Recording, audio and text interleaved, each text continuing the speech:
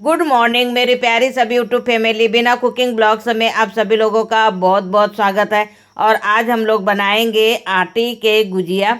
आटे की गुजिया बनाना बहुत ही आसान है और साथ में स्वादिष्ट तो रहते ही है, लेकिन हमारे लिए हेल्दी भी बहुत ही अच्छे रहते हैं। तो चलिए हम लोग देखते हैं कि आटे की गुजिया किस प्रकार से बनाई जाती है, और बहुत ही सिंपल और आसान तरीका बताऊंगी।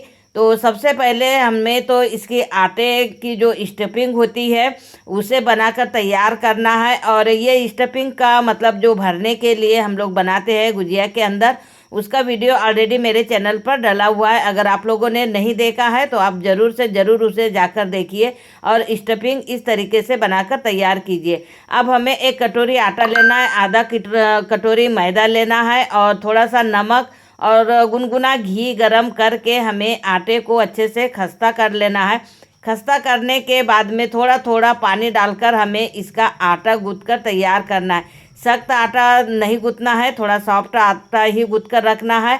और 10 मिनट के लिए इसे सेट होने के लिए रख देना है। 10 मिनट के बाद में इसे फिर और सॉफ्ट करना है और इसकी हमें लोई बनाकर तैयार करना है। अब गुजिया बनाने के लिए अगर आप सोचते हैं कि भाई हमें तो छोटी छोटी लोई चाहिए, लेकिन हमें ऐसा नहीं करना है। एक बड़ी सी हमें इसकी पपड़ी बनाना है, मतलब लोई बड़ी सी बनाकर इसकी बड़ी सी हमें पपड़ी बनाकर तैयार करना है। और जब एक साथ में अगर हमें 3 गुजिया की रेसिपी मिल रही है तो फिर हम लोग एक एक क्यों बेले, तो एक साथ में बेलकर हमें इस तरीके से ना गिलास से या कटोरी से इसकी पतली वाली जो पपड़ियाँ होती है उसे काट कर हमें तैयार कर लेना है। और जैसे ही तैयार हो जाएगी हमारी पपड़ी, और भरने के लिए हमने स्टफिंग तो पहले ही तैयार कर रखी है, बस हमें गुजिया का साँचा लेना है और इस पर सबसे पहले हमें एक पपड़ी रखना है और उसे अच्छे से दबा देना है। दबाने के बाद में जो हमने स्टफिंग बना कर रखी है उसे भर देना है और दबाते हुए ही हमें लेना है। फिर उसके ऊपर हमें दूसरी पपड़ी डाल देना है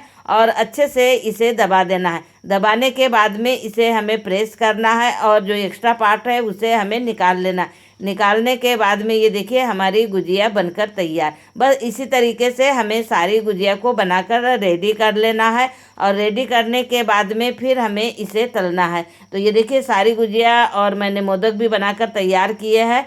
तो यहाँ पर हमें कढ़ाई में तेल अच्छा गर्म होने देना है और फिर गैस की आंच को हमें कम कर देना है। कम आंच पे ही हमें तलना है, और तेज आंच पे अगर तलेंगे तो ऊपर से ना एकदम से लाल हो जाएंगे और अंदर से मतलब पपड़ी हमारी कच्ची रह सकती है। इसलिए कम आंच पे ही हमें इसे तलना है।